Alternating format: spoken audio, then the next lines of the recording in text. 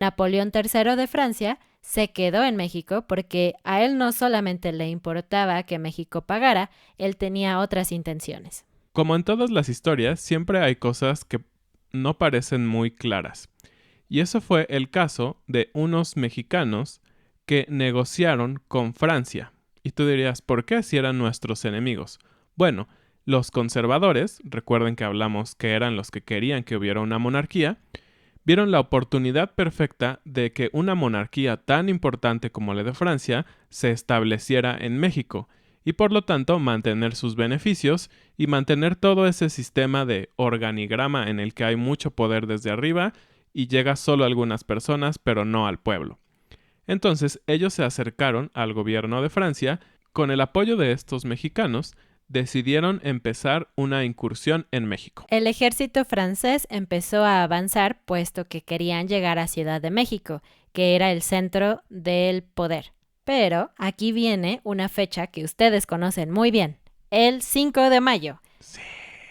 El 5 de mayo de 1862, en la ciudad de Puebla, los mexicanos derrotaron a los franceses.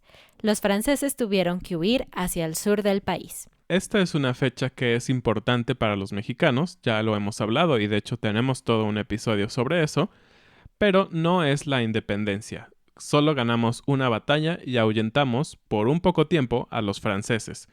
Pero la importancia de esta batalla fue que vencimos al ejército más poderoso del mundo. Eso es lo que se decía sobre el ejército francés, aunque obviamente no era todo el ejército francés, solo eran las tropas que había decidido enviar Napoleón III a México. Se tuvieron que reagrupar en el sur y formaron un nuevo ejército francés.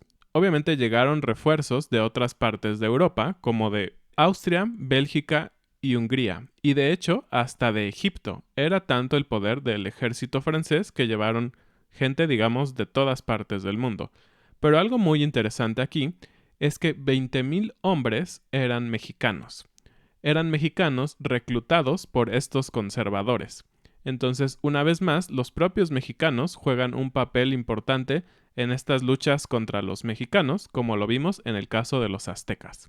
El total del ejército era un aproximado de 80,000 hombres, y en México teníamos 70,000 hombres, bastante equilibrado. Pero se dice que el ejército mexicano estaba muy mal adiestrado. No tenían armas, no tenían disciplina, no habían tenido, digamos, la disciplina o el tiempo de entrenar como un ejército. Definitivamente no se comparaban al ejército francés. Ya con este nuevo ejército, Francia ganó el 17 de mayo de 1863, un año después de la batalla de Puebla. Y en junio tomaron la Ciudad de México, obligando a Benito Juárez a huir al norte. Y él se estableció en lo que ahora se llama Ciudad Juárez. Tiene ese nombre en honor a Benito Juárez. ¿Y qué estaba pasando en Europa en este momento? Pues le ofrecieron a un hombre llamado Maximiliano de Habsburgo el ser el emperador de México.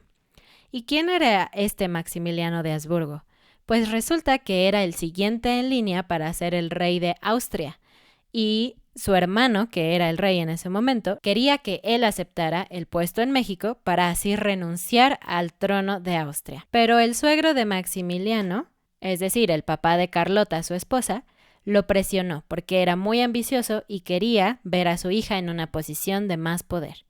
¿Y por qué hablamos de Austria? Bueno, pues Francia y Austria estaban emparentados, es decir, había matrimonios que unían a estas naciones.